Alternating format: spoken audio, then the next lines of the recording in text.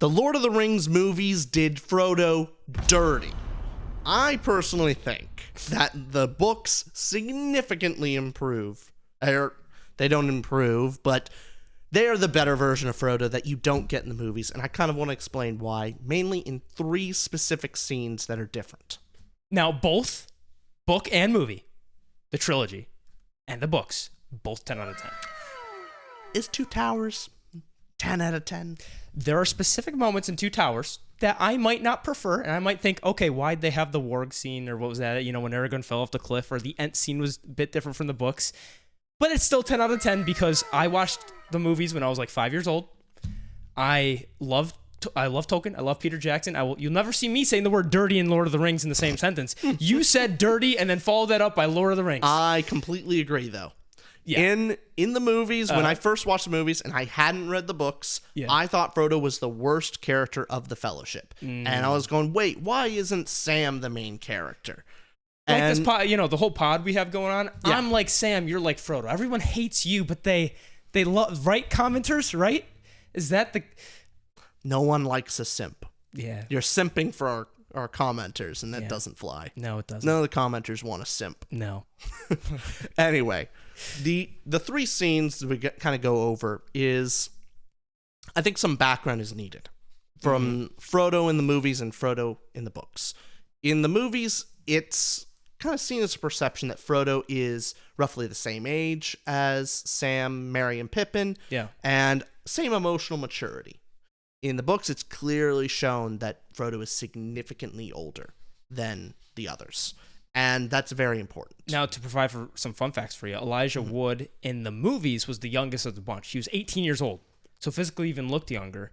And secondly, Elijah Wood, to this day, has not read The Lord of the Rings.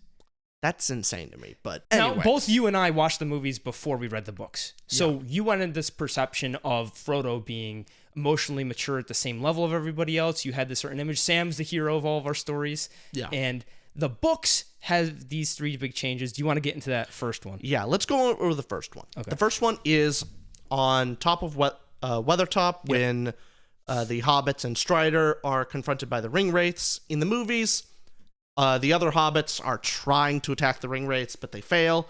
Frodo puts on the ring, sees them for who they are, and immediately drops his sword and falls to the ground and gets stabbed. Right, backs up. He's lying down.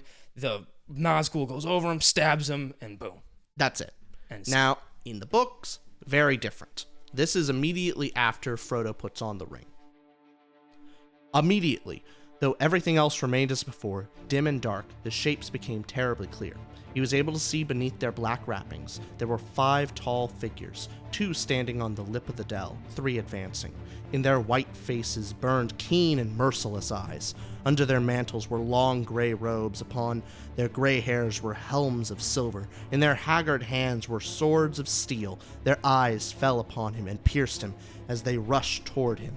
Desperate, he threw his own sword, and it seemed to him that it flickered red, as if it was a firebrand. 2 of the figures halted.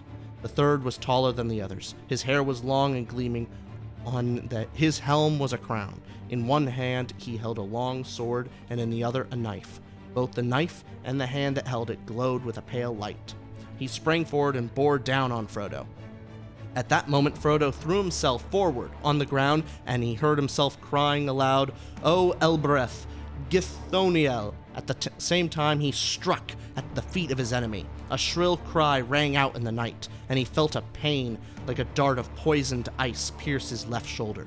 Even as he swooned, he caught, as though a swirling mist, a glimpse of Strider leaping out of the darkness with a flaming brand of wood in either hand. With a last effort, Frodo, dropping his sword, slipped the ring from his finger and closed his right hand tight upon it. Now, I don't know about you, but for that scene, significant difference. Significant. Frodo is actually trying to attack the Nazgul. And even the little part at the end of he's injured, he's falling down, then he drops his sword after he's injured. He takes off the ring and clutches it tight in his right hand. Basically to say that they're going to have to pry it out of his cold, dead hands to take it from him. That's a very different impression than you get from the movies. Yes, it is. And why do you think that difference is made in the movies? What's your assumption? Honestly, I am very much not sure. Okay. It's an interesting perspective. Later on the next two scenes, I can understand the changes. I don't particularly understand in the movies in this first scene. The only explanation maybe is that Peter Jackson wanted to make Frodo show him as more scared, more wet behind the ears, something that he's more new to this, and that later he becomes the hero. Maybe he didn't want to come off too strong, that Frodo is brave. Yeah, that makes sense. And to go on that as well, to make the Nazgul, and Peter Jackson's history, he's a horror. He does horror. Yeah. And to make the Nazgul look that scary, having your main character on this journey more afraid of them. So it makes sense. Like I said, Peter Jackson, 10 out of 10. The one problem with that is that the other hobbits try and fight. Yeah. They don't drop their swords. Frodo does. But if everyone dropped their sword and fell in terror, it would kind of cover that fact.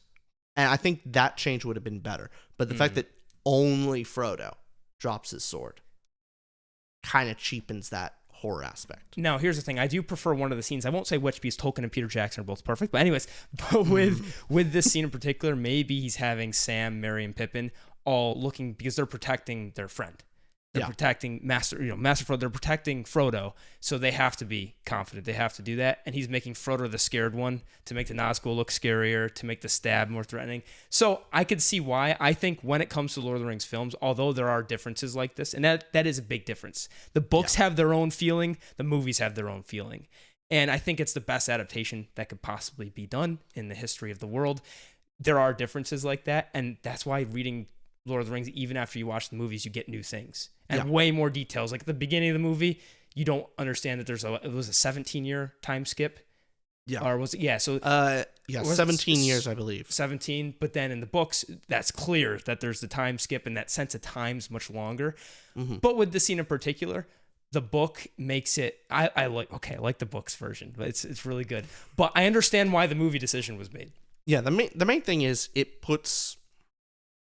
Yes, Frodo is not the hero yet, but at least has the will and he has spirit. He's trying. Yeah, I get you. I liked that aspect from the books that I did not get from the movies. Right. But now second at least say this. Peter Jackson, when he was making that decision, he made it with love. Yes, he made the movies with love. Yeah. I love the movies. I'm here to complain now. All right, I'm complaining today. What is complaint number? Wait, today? What's different from every other day of the week? Hey, when we talk about Wheel of Time, you'll hear way fewer complaints out of my mouth. To be fair, you're also, you love Lord of the Rings books so much, and so what is the second complaint on why you hate Tolkien? No, why I hate Peter Jackson. I was trying to twist it on you. No.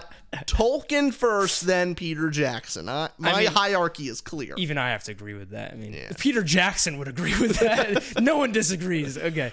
So, in the movies, when Frodo, Sam, and Gollum reach the Black Gates, they realize that they can't go through there, and eventually Gollum says, we could take you on another path, and I know another secret way, and then they kind of go off. That's the movies. Right. That's when they go up, and then the breadcrumbs, all that scene happens later. Eventually, but main thing is they reach the Black Gates and then they leave. Oh, shoot. Yeah. That's way later. Yeah. After Faramir. Got it. First, they see the Black Gates first. They see the Black Gates. Yes. Got it. And they realize they can't get through. Got it. And then they leave. I follow now. Okay, now, I was on a different movie. Yeah. Yes, you are. Now, the books do it a little differently. There is an additional scene in here where Frodo confronts Gollum for actually asking for the ring back in a sly way. So, but I warn you, Schmeagol, you are in danger. Yes, master, said Gollum. Dreadful danger. Smeagol's bones shake to think of it. But he doesn't run away. He must help nice master. You like the little voice? Here we go. I did not mean the danger that we all share, said Frodo. I meant a danger to yourself alone. You swore a promise by what you call the precious. Remember that. It will hold you to it. but it will seek a way to twist it to your own undoing. Already you are being twisted. You reveal yourself to me just now, foolishly. Give it back to Schmeagol, you said. Do not say that again. Do not let that thought grow in you. You will never get it back, but the desire of it may betray you to a bitter end. You will never get it back. In the last need, Schmeagol, I should put on the precious, and the precious mastered you long ago. If I, wearing it, were to command you, you would obey, even if it were to leap from a precipice or to cast yourself into the fire, and such would be my command. So have a care, Schmeagol. Frodo says, I'm going to kill you. And by the way, Andy Serkis, you might be out of a job after that Schmeagol impression. Oh, yeah. That impersonation was great. So, yeah, Frodo comes off a lot more assured of himself and confident. It's even noted by Sam. Sam actually says that often he forgets that other people may take Frodo's kindness for naivety. Yeah.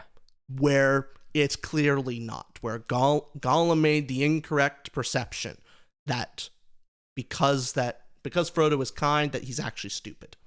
He's clearly not. That scene puts a very different context of where the movies are showing that because of the ring's corruption, that Frodo doesn't see Gollum's betrayal. And in the books, it shows that, no, he's desperate. It's very different. He has a lot more years on Sam. He's more wise. He understands these things. I think that's a very necessary scene. I think it's also a great scene in the books. Yes, it's absolutely I think great. it's my favorite in the books. Your favorite? I think so. That scene? That scene, in its entire context, is my favorite. It made me love Frodo so much more. Wow. Okay, I get it. I get that. Yeah. Because I'm going through other scenes of like better than that scene. That scene, I can see what it did for you compared to what it you made thought, Frodo like, he is the hero of the story. Interesting. He's now my hero from Lord of the Rings. Nice. Okay, I could see why you love that so much. But with the movies, to be the kind that thinks both things are 10 out of 10. With the movies, it seems like that decision was made because Peter Jackson's showing the corruption of the ring visually and has a lot less time. The movies were already 3.5, 4, extended editions, 4.5 hours of Return of the King. They're already that long. And maybe he could have done that. Maybe he could have changed some things up.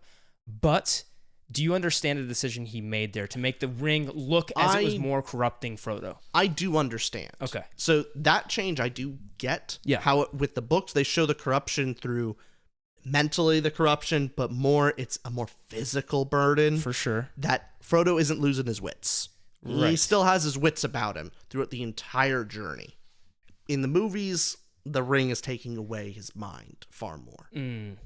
It's a slight difference. And I would argue bigger difference, but another big decision making I have to believe that he made with these and every other change. There's other small changes, of course. I think it has to do with the books are constructed where it's the first half is, Aragorn, Legolas, Gimli. The second half we get the Frodo and Sam. Yeah. Right. So putting that into movie form is the difficulty of that is fitting it into a 3-act structure of, okay, here's a story of a movie. We have to combine these, line them up correctly, and get a beat. So Frodo and Sam have their beat. We have Legolas, Gimli have their beat, all this, right? And so I have to think some of the decision-making with making him more tempted by the ring. And this third difference that you're about to go in, do you want to get into that? Because this translates right into that difference. This kind of cements this scene and kind of really spells it out for you in the books. In the movies, it's very much shown that Gollum tricks Frodo, and Frodo is just blind to Gollum's betrayal and just trusts Gollum.